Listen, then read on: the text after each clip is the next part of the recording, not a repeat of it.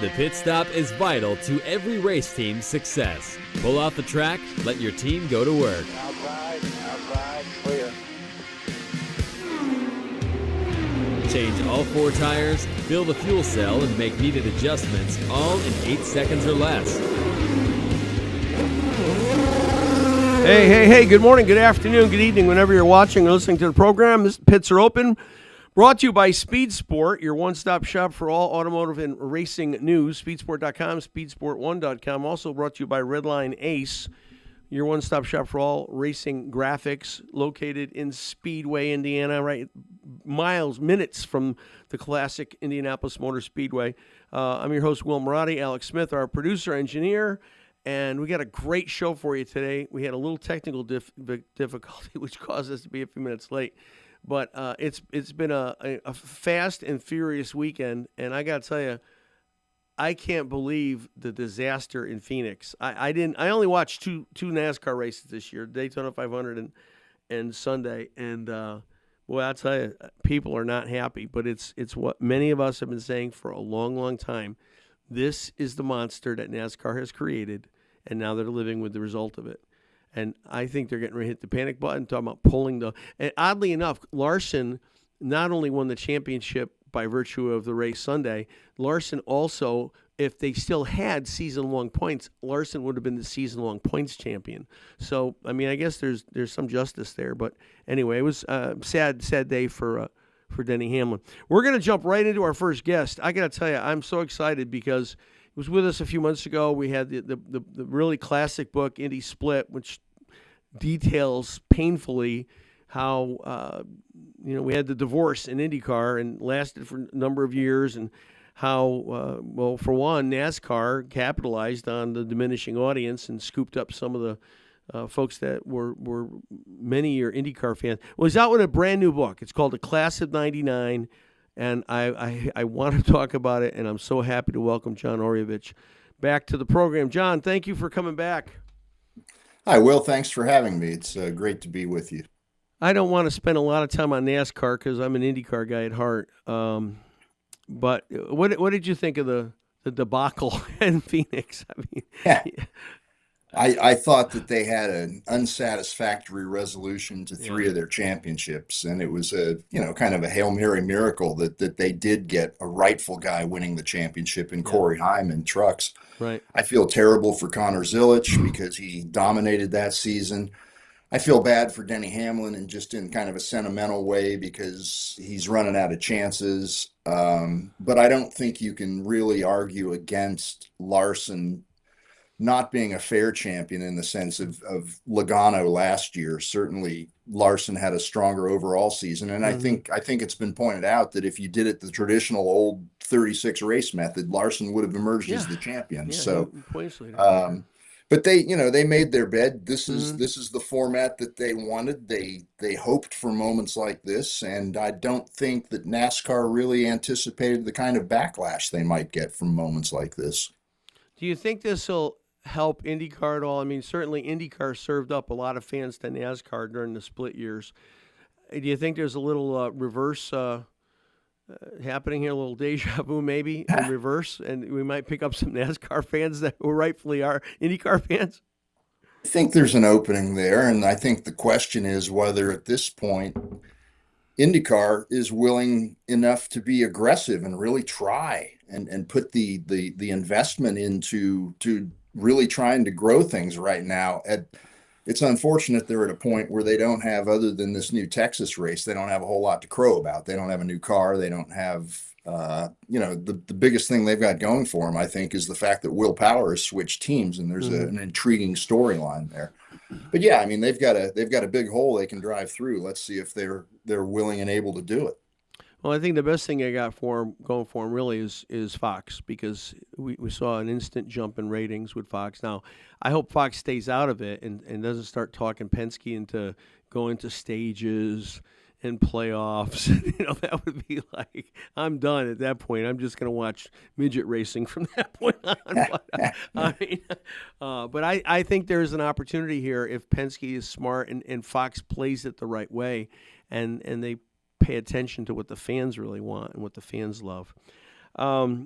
I mentioned to you off camera. I always do this with books. I always buy them first on Kindle, and then I read. And if I like what I'm reading, I'll go ahead and get the book. So I just got your hard copy of I your book appreciate that. yesterday. Thank you. And I got to tell you, it's a great read. I'm fascinated with it. You did an amazing job in terms of research. And it really, 25 years is a long time. 25 years, almost 26 years ago. You forget a lot of things. And boy, the things that you're bringing out in this book, I'm like, oh yeah. It's just one thing after another. So what was the genesis? What was the impetus to write the book in the first place, John? I think it was hard. It was, the difficult second album type thing, to follow up the Split book. But I started thinking, what are some of the greatest things that you've seen over this, professional career of following and covering IndyCar racing? And the 99 kart season, it just kept coming back to me just because so many guys that went on to dominate the sport for the next 20 years really emerged that year. And of course, we remember it for a tremendous championship battle. You can't get any closer than a tie. But we think about the championship, we think about the emergence of a new generation, but mostly we think about the guys we lost, Greg Moore and Gonzalo Rodriguez, and the potential and the promise that they had. Rodriguez doesn't get his due, but he was a very successful driver. He was running second in the Formula 3000 championship at the time he was killed, and Formula 3000 is the equivalent of today's Formula 2, where Colton Herta is going to race next year. But Greg Moore, the more you know about him, the more you understand what a loss it was for IndyCar racing and motorsport as a whole. Just a unbelievably gifted young driver with the kind of swashbuckling charisma that I think IndyCar is lacking in its modern stars. But at the same time, a guy that didn't let his early success and the fact that he was going to Penske the next year and everything, he stayed humble. It didn't go to his head. And he just set such a great example for not just his fellow drivers, but everybody who was a fan of the right way to live your life. I kind of felt like when Greg passed, and then when Dan Weldon passed, I felt there was in both cases, I felt there was an unusually large void created. I mean, it's horrible when anyone goes. I mean, I remember back in the early days in Indy, every year someone was killed, but it seemed like they were the personality, different people, but their personalities were so large and so charismatic and fun that, those were gaping holes left. I think if you want to go down that road, you've got to put Justin Wilson in that group too, just in terms of the way he was admired as a human being. Also very sad, and only race that I was ever at that actually witnessed someone, and that was Pocono that year we were there. But it's now those are hard days. I've experienced. Comparatively, I grew up wanting to be a racing journalist, and I saw what these guys experienced in the 50s, the 60s, the 70s. And, I'm happy that the generations of racing that I've gotten to cover have been considerably safer, but these days still they happen, and they will continue to happen. And thankfully they're much rarer and more spread out than they used to be.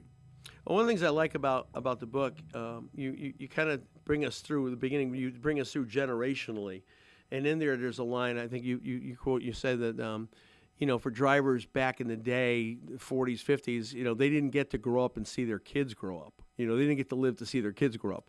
Yeah, it was Wally Dallenbach. It was actually Wally Dallenbach who said that. Yeah, and I did not know. I mean, again, I was a kid when I first started watching IndyCar. 69, my first race on the radio, I was a kid. First race in person, 82. I had no idea in the background how much Wally Dallenbach made a difference in IndyCar race. I mean, I was astonished to see all the things that Dallenbach was involved in. I'm so glad that you brought that out because for me, that was educational. Well, the theme to this book is that these guys, Franchitti, Castroneves, Montoya, Kanaan, etc., they were as important a generation for IndyCar racing as the so-called greatest generation was. And we think of that as AJ and Mario and the Unser brothers. And statistically, you have to put Gordon John Cock and John Rutherford in there. But Wally, he raced with that group. He won a handful of races. He finished second in the championship in the mid-70s. Mm-hmm. The influence that Wally had continued for another 30 years. As the chief steward for CART throughout the 80s and 90s, and they found it impossible to replace him. And he ended up honestly staying on in that job till 2004 or so. And Wally is he's one of the great men and one of the great people of racing, of the last half century. Mm-hmm. And for me, as much as I revere AJ and Mario and those guys, Wally is equally important in the role that he's played in shaping the sport, because he was the chief steward in '99 throughout the late '90s. So he was the wise voice mentoring these young drivers. And I think you can see the product of his labor and just the professionalism and the success that guys like Franchitti and Castroneves had. John, hold that thought for just a second. We'll take a quick break, and we'll be right back. All right, welcome back to Pits Are Open. Will Marotti. This next segment is brought to you by America's Christian Credit Union. If you're looking for a smart, faith-aligned way to grow your savings, listen up. Right now, America's Christian Credit Union is offering a 12-month certificate rate, highest in the nation, 4.5%, limited time offer for new members only. Deposits up to $1 million. You can get started for as little as $1,000. It's a term share certificate, similar to a CD, but with emissions. So don't wait. Lock the rate in before it drops. Go to americaschristiancu.com/pits. Again, americaschristiancu.com/pits to get started, and you'll be there today. All right. Again, welcome back. We've got John Oreovich with us, the author of Indy Split and his latest work, another soon-to-be classic, Class of '99.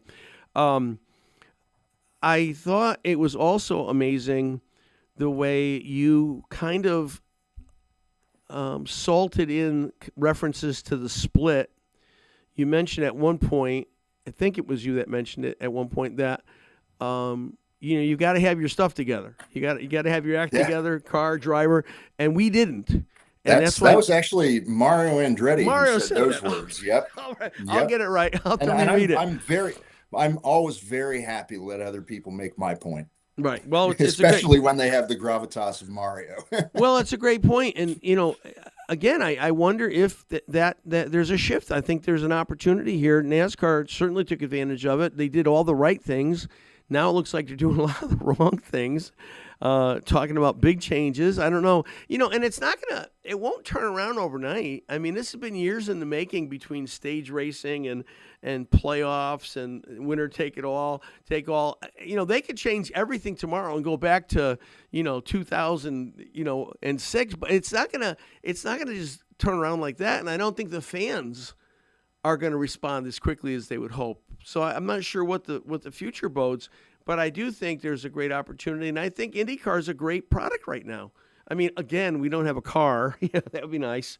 But I just feel with the Fox. IndyCar is kind of like the opposite of Greg Moore. The more you know about Greg Moore, the more the less you know about IndyCar now, the more appealing it might be compared to those of you who have maybe followed it and understood and realized how great it was, at least on the CART side in 1999. Yeah. It was just. And I think it's important, Will. I want to point out that the politics are absolutely not the story of this book. Right. It pops up every now and then, but it is not the intent of this book to play up, politicize anything. This is about celebrating a group of young drivers who went on to have a great influence in what constitutes modern IndyCar racing. And of course, how we got to modern IndyCar racing, you can't ignore the politics and everything, but Sure. it's not central to this story. And as I said, lightly salted. I didn't feel like it was dominant. You can't or avoid it or because you it was overdid always it. kind of simmering in the background like Sure. a pot of spaghetti sauce Sure. on the stove. You know, that you- something that was mentioned, and I don't want to focus on this, but I'm curious about it. The Dan Gurney white paper, is that still available? I mean, can you find that? It's I mean, online if you look hard it's enough. online. Okay, all right. Yeah, I'm sure if you just type Dan Gurney white paper, it'll Pop up. Okay, we're Chat GPT. So again, I really enjoyed the fact, and I think you set it up well that you gave us you talk about the greatest generation. You went through those stories. You went through all of the champions. You know, those are when I was liking IndyCar in the late '60s, early '70s. Those are all the guys that I was like, they were my heroes. And so And significantly, they were still the heroes as far as the early '90s. '90s, I know, right? know? What a run! But I think you did a great job of getting us ready for the class of '98, the next generation, by setting the history of what the previous generation was. And Yeah, and you have to acknowledge the kind of lost generation, the group that never really gained traction. Yeah, we're talking Bobby Rahal, Rick Mears. Rick retired so young. I mean, he only ran 14 years Yeah, full time. And the same with Bobby. Bobby, arrived fairly late in his career and everything. But Michael Andretti and Al Jr. are probably the key guys that kind of lost some of their public mojo because of the split, and as well as key years that they weren't able to run the Indy 500. And that's, another thing, if you think about some of the guys that are celebrated in this book, Alex Zanardi, Greg Moore, Right. Mark Blundell, these guys never ran the Indy 500, and they were great oval track racers. Yeah, I made note of that as I was reading it. I also thought it was pretty amazing when you think about how the previous generation lasted so long.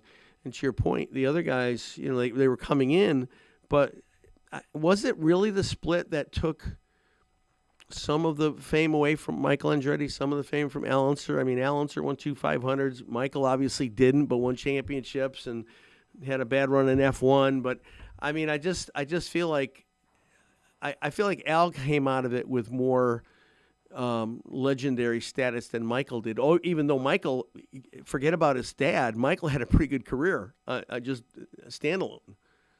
How do you feel about that?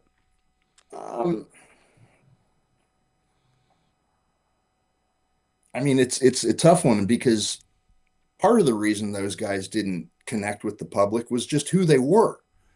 They didn't have the vivid personalities that AJ and Mario did, that Bobby Unser did. Right. You know, can Michael. see that. You can see that Bobby was a talker. Bobby Yeah. Al Senior not as much. Al Junior even less. So it kind of And Michael was never particularly media or fan friendly. Fan-oriented, And Rick, I think he had kind of a Penske stigma working against him at times. And Rick never made waves. I mean, Rick was always, straight down the middle, consummate professional, don't ruffle feathers. So Rick, as much as he was admired and loved, I don't think he incited the same kind of passion that guys had for Mario and AJ. Right. And the guys that came in, Zanardi kind of came and went before he had a really chance to latch on here. Zanardi was the first guy that really had a vivid personality. Certainly the first foreigner that came in with a big personality that caught on, maybe since Emerson Fittipaldi in that regard. And the rest of these guys, Franchitti just had an aura about him. The young Brazilians, I mean, they were green behind the ears when they got over here, Castroneves and Kanaan. They couldn't speak a lick of English. Sure. And, they're out there trying to ride bicycles around Columbus, Ohio in the dead of winter just because they didn't know any better. And it's amazing that these are the guys that developed into, I mean, look how mainstream Elio and Tony are now. Amazing. Amazing, yeah. And both, I mean, Elio buying into Meyer Shank as a partner, Kanan's, I don't know what, president of McLaren. I don't know what he is. Oh, he's something. I mean, it's amazing. He's the team principal, whatever team that principal. is. Okay. A little European flair there. But I'm happy for these guys that they didn't just fade away, but they're staying involved. And Franchitti's part of the scene. He's sure. He's an advisor for the Ganassi team, and he's had a big part in the success of guys like Felix Rosenquist and Alex Pillow. Montoya is really the guy that doesn't have a connection to it, but he's got a young son that's coming up the European ladder that's racing in Formula 2, and Juan's pretty instrumental in his career. But he did come out of retirement to grant an interview for the book, so that was nice of him. That's good. I see Enzo Fittipaldi, another Fittipaldi, signing a Indy Next contract. He'll be coming out this year, so I don't know if he'll, I guess he must be a nephew of Emerson. I think he's a grandson of Emerson. So we'll see. We'll see if that DNA carried along down the stream. I don't know. Hey, what did you think about Marco retiring? Not a surprise because nobody expected it, but not really a surprise based on recent performance. Well, I mean, Marco hasn't run full time for several years now. Yeah. And I mean, the surprise for me is the magnitude of the hero's send-off he's being given. I mean, it seems like everybody out of the woodwork is coming out to congratulate this guy on his dominating championship career. And that kind of gave me a little chuckle, but I think Marco's very much at peace with his life these days. I think it had to be hard to be Marco Andretti, just as it had to have been hard to be Michael Andretti. And Michael, very much the same, seems at peace with who he is now. And so I'm happy for the family in that regard. Do you think some of the admiration and send off that Marco's getting really is family? It's the family name. I mean, we're not going to have an Andretti. I mean, we didn't have a couple years when Mario was doing F1, but I mean, gosh, since '69, there's been an Andretti there pretty much, maybe missing 2 years of all that time, 3 years that we didn't have an Andretti in the race. Yeah, as Mario would say, no question. It's Marco maximized the opportunities he was given.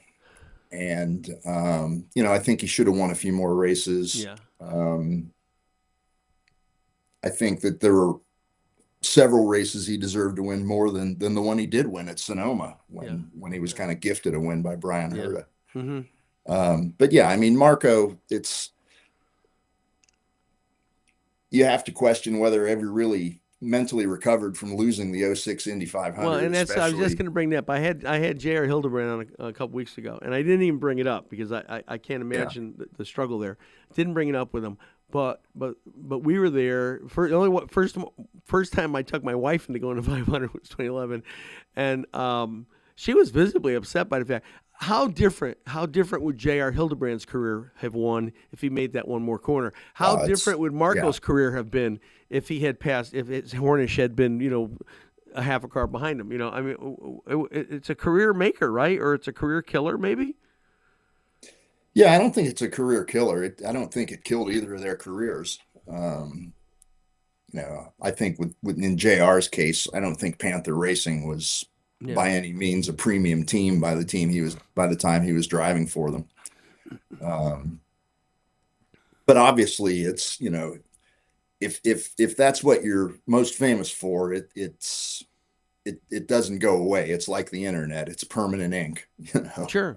Well, I mean, I feel that way about Connor Zilic. Connor goes to Cup. Connor should be going to say he's an Xfinity champion. And he's not. He's just a guy that won some races, right? And I feel like it's the same kind of thing. You're always going to be, whether it's your only win, right? You're always going to be an Indy 500 champion, and that's got to open doors for you. It has to open opportunities for you. Whether or not you take advantage of it is a different question, I guess. But yeah, I mean, you got to question what it's done for Buddy Lazier or Buddy Rice. Well, again, but those are off year. I mean, I feel bad for both of them because. It's not their fault. It's not their fault. The thing was. Or Eddie Cheever. I mean, the only thing that did was it made Rachel's potato chips famous. Yeah, it was good for that. Oh boy, John, we are out of time, so we didn't even touch really the whole the whole book. So I hope that you'll come back in the not too distant future, and we could do part 2. We'll have to put a semicolon here. Come back and do part 2. This is a great book, available now, class of '99. I'll be bringing this to PRI, hoping for an autograph, by the way. So I hope to see you out there. And just a marvelous book, and brought back so many memories. And again, like the Wally Dallenbach story is just fabulous education. So I want to encourage you guys to go to Amazon, get this book. It's well done. John, thank you so much for your time. I appreciate you coming back on. Well, thanks, Will. I spent a couple minutes on the last Sunday of October at the site of the former California Speedway, and it brought a lot of the emotions back that cemented everything that I've done over the last couple of years working on the book. So thanks, and we'll talk again. All right, thanks. I really appreciate it. John Arevich, everybody. All right. Hey, we're going to take a break real quick. We're a little bit behind schedule. That's all right. We're going to get there. This segment brought to you by Schaefer Oil. Let's see. Schaefer Manufacturing, America's trusted leader in oils and lubricants since 1839. If you want maximum performance and protection for your engine, fleets, or equipment, Schaefer delivers. Their advanced lubricants reduce friction, run cleaner, last longer, saving you money with fewer breakdowns and less downtime. That's why professionals in trucking, farming, racing, and industry all turn to Schaefer. So don't settle for average. Give your engine the premium care it deserves. Learn more at SchaeferOil.com. All right, hey, welcome back. Pits are open. Will Marotti, your host. Alex Smith, our beloved engineer and producer. And I put something out on social media this morning about some news we're going to share. And I mean this sincerely, so honored for our next guest to be with us. He is the CEO, managing partner of Speed Sport. And he's got a lot of years in the business, and quite an effective journalist in his own right, and an effective CEO in his own right. CEO of Speed Sport, Joe Tripp, is our guest right now. Hey guys, well, that was quite the introduction. How are you? How you doing? Flatter me, my hat got tighter. I was gonna say I like your hat. That's good. This is a vintage Speed Sport 1 hat. It's the original square iteration of. Oh, okay, yeah, right. That's cool. I'm kind of a nostalgic guy. I can't throw stuff away. No, I'm the same way. I got shelves full of hats in my office at home. Tell us, so what's new? What's new in Speed Sport? What's new in Speed Sport 1, Speed Sport 2? You guys got a lot of coverage. You got a lot of things a lot of live events that you've been offering. What's new in Speed Sport world? Well, I think, our primary focus this last couple of years has been on ramping up Speed Sport 1, our free ad-supported TV network. This has been a breakout year for us. We've had a stellar year on most of the major, streaming platforms, and some great content partners. Really are, the foundation of our system is all of our streaming partners on the grassroots side through our streaming network. So WSOTA, IMCA, ASA, just tons of great, grassroots short track racing makes up sort of the core. Mm-hmm. And we do some different things to package that content to shine the spotlight back on those tracks and promoters. And then this year we started our partnership with Trans Am. So we've broadcast all of their events, which has been just fantastic. Just amazing racing. And I've always had a soft spot in my heart for Trans Am. Just big horsepower, limited technology. They're just beasts to drive, and amazing racing. And the support class, the TA2 class, big car count, super competitive. A lot of young rock stars in the making coming up through that class, and then going on to be superstars in NASCAR. So that's been a really exciting partnership. And then in July we started our multi-year deal with IHRA. Mm-hmm. And for those who haven't been following, IHRA is on the rebound, a huge resurgence with a gentleman named Daryl Cuttle of Durant Hybrid came in and acquired IHRA, and he's invested literally millions of dollars in acquiring tracks and improving them and acquiring other series besides just drag racing. So we'll be announcing a lot of the details of that more at PRI. but suffice it to say that his vision for IHRA is to be much more than just a drag racing series. So some very exciting things happening there.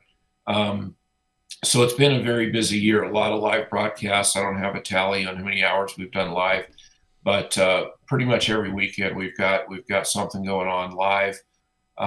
This weekend I start, our team will start managing live and this isn't our grassroots stuff. This is actually the TV stuff. Mm-hmm.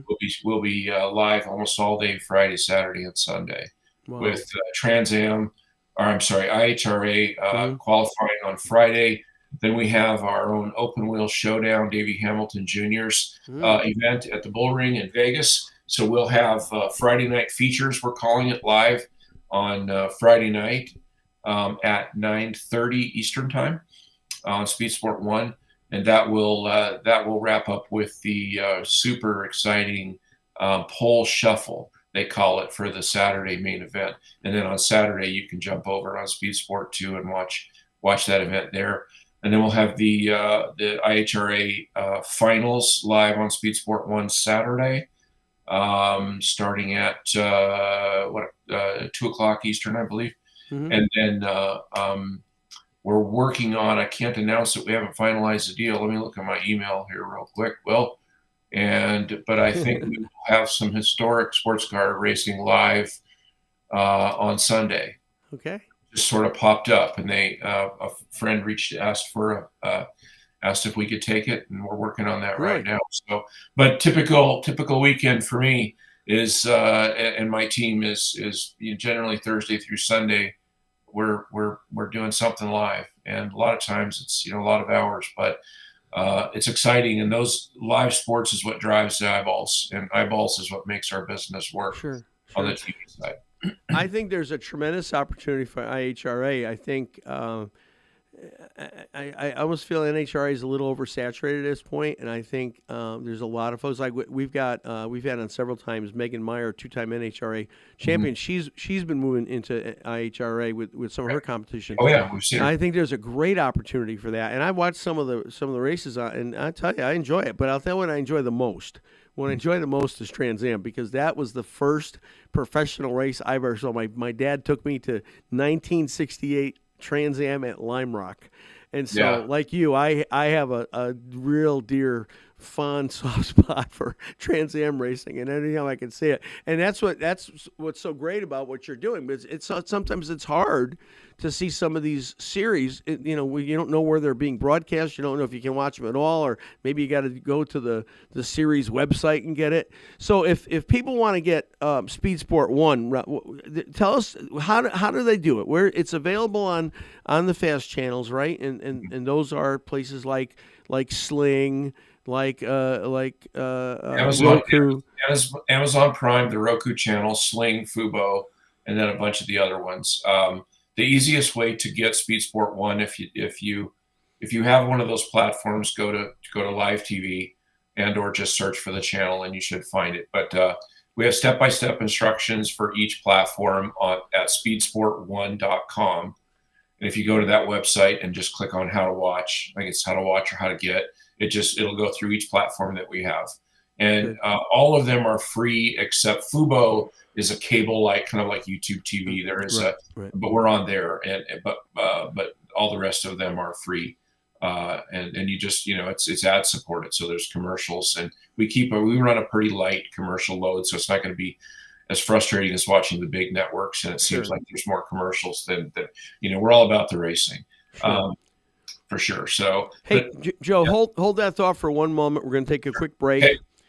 We'll be right back. Sounds good. Don't go away. All right. Hey, welcome back. Pits Are Open. Will Marotti, our guest Joe Tripp. I want to talk to you about a very special partner we have. So this segment is brought to you by Speed Sport. Racing fans, if you want to stay plugged into the action, there's only one place to go, speedsport.com, speedsport1.com. Breaking news, in-depth features, live coverage, events across every form of motorsports. Speed Sport is your all-access pass, whether it's NASCAR, dirt track, Drag Strip Speed Sport brings the stories, the highlights, the drama right to you. So don't miss a lap. Visit speedsport.one. Tune in at .com. Tune in at speedsport1.com for your home everything in racing. All right, welcome back. Pits are open. Will Marotti, your host. Joe Tripp, our special guest, CEO of Speed Sport. I don't want to be premature, Joe, but I did put out an announcement on our social media channels this morning that there'd be an announcement made here this afternoon about something that we're going to do together. Would you share that with the folks? Yeah, well, I know it's been a project we've been working on for quite a while, and I'm really thrilled to do this with you, Will. I have a lot of respect for you.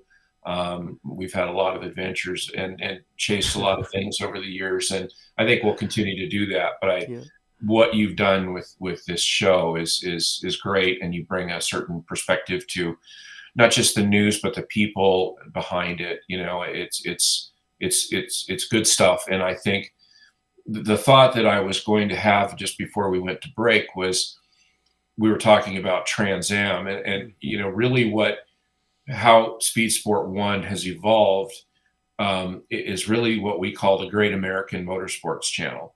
Mm-hmm. And what we, you know, at our core is presenting great grassroots racing and great domestic racing and showcasing that on as big a platform as we possibly can.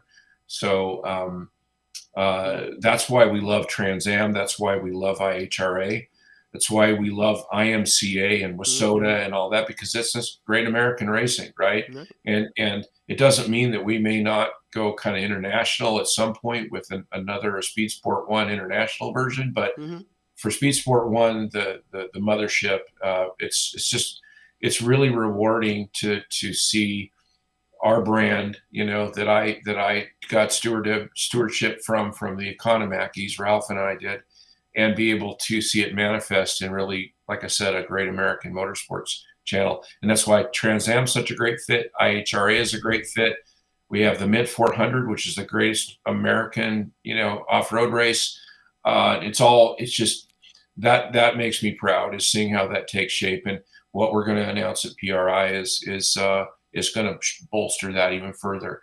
And you're a great American motorsports fan, a great pastor, and a great friend. And so I'm excited to announce that we're going to add to our portfolio by bringing this show to prime time on Speed Sport 1 starting next Thursday. Yes. Next Thursday at 6:00 p.m. Eastern time. I hear him cheering all the way from Peoria. I can't tell you how excited we are, how grateful we are that you're going to give us this opportunity, Joe. I mean, this is, you know, I've been a racing fan my whole entire life. Before I was a pastor, before I was a husband, before I was a father, before I was anything, I was a racing fan. And to think that the iconic brand of Speed Sport is something that will be included in it's overwhelming. It's such an honor, and I can't tell you how much I appreciate the chance and the trust, and wow, it's a big deal. It's a really big deal, and so we thank you so much. Well, I thank you for putting it all together and making it happen. And we've got a good. The timing is great. We are 100% focused on making this work for you and for us. And you know, the conversation as we get into November really focuses on. There's a lot of news in the racing industry. The business championships have been won or are being finished up. So there's a lot of great things to talk about, and I know you'll bring some great guests to the table and have some really interesting topics. And you know, I think the fact that we're delivering it to a pretty broad audience helps the casual race fan, you know, understand all those storylines, and I think it helps in general get them engaged in and maybe coming to the racetrack, you know, or at least watching. But at the end of the day, we want people's butts in the stands. Sure. You know, that's what keeps our business thriving. And so I commend you for what you've built from nothing. And I'm excited to see how it plays out. So looking forward to episode 1. Do you have, can you announce who your guest is going to be yet? Not confirmed yet. Soon to be confirmed. Hopefully by tomorrow. So, All right, we're going to come out of the gate strong, right? It's not going to be absolutely. Yeah, It's not going to be me again, just so everybody knows. You'll be very happy with who we bring for great. episode 1. Let's talk a little bit about PRI. You guys are there every year. First time ever, we're going to be there. We're going to set up a booth. We're going to be doing some broadcasting. I hope that we can get you to come on by the Pitzer Open booth and give us some words of wisdom and maybe grab Ralph too. And we've got some guests already lined up. We're going to be very close to the NHRA stage, so we're going to get some NHRA people already. I'm told Matt Hagan's going to be there. Ida Zetterstrom's going to be there. Megan Meyer's going to be there. And so we're hopefully going to have a good array of guests. And also some drivers signing autographs. So it'd be a good time to get fans to come by and stop by. No, it's a great. I mean, we've had my PRI relationship goes back to my Speed Channel days when going to Orlando, when it was down there. And but Speed Sport has been involved in PRI for before we were involved, and we've gone from a little 10-foot booth to our 40-foot big footprint with a stage and a gigantic monitor wall and all the things that go with that. It's the one time a year where everybody can. It's like in the old days, the trappers would all go down to St. Louis for rendezvous, right?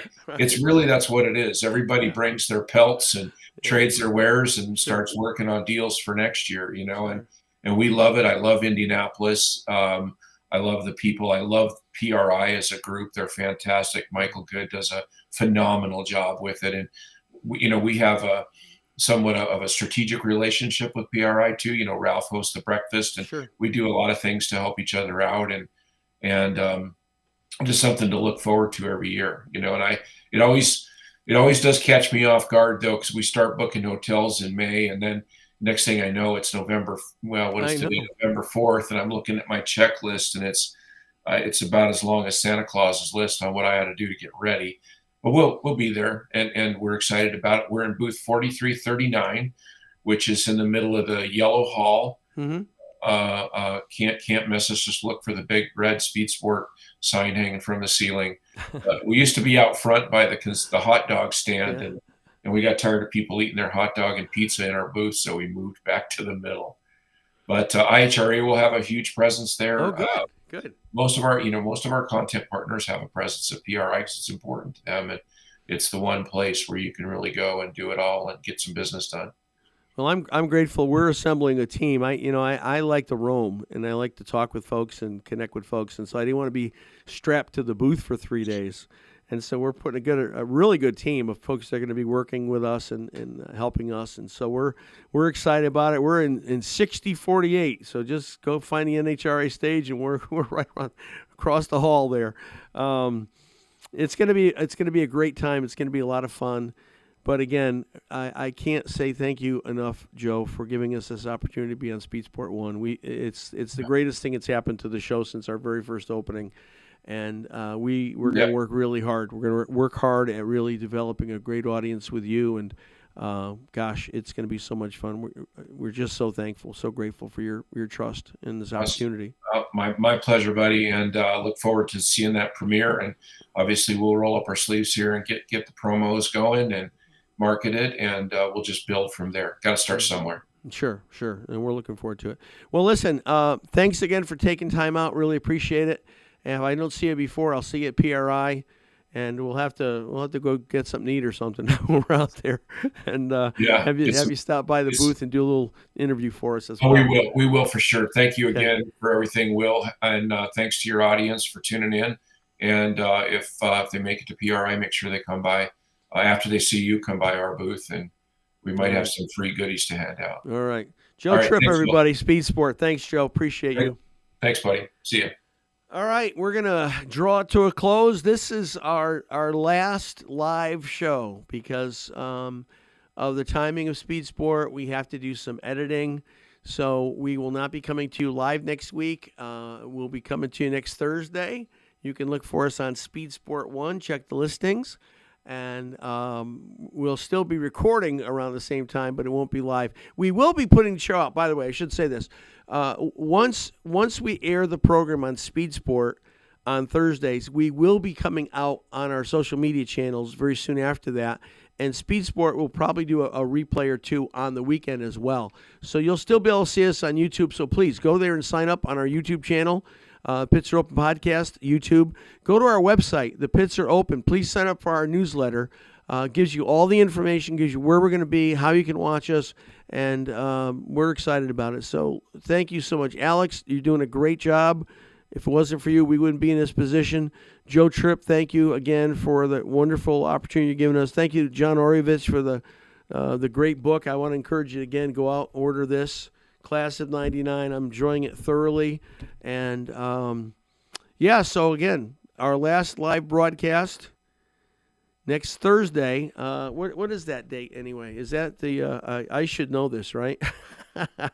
I should know what day this is. It is our show. It's the 14th. Next Thursday is the 13th. 13th, okay. So we will be on Speed Sport 1 on the 13th for the first time, and we can't wait for that. So listen, we appreciate you guys. Please share this show with your friends, relatives, associates, and neighbors.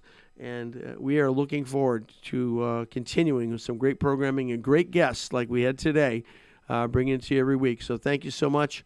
Hey, have a good rest of your week. God bless you guys. Please like. If you're on Facebook right now, please like and share this. If you're on YouTube, please comment. Please subscribe. And any other platform, please like and share. Hey, have a great rest of your week. God bless you. We love you.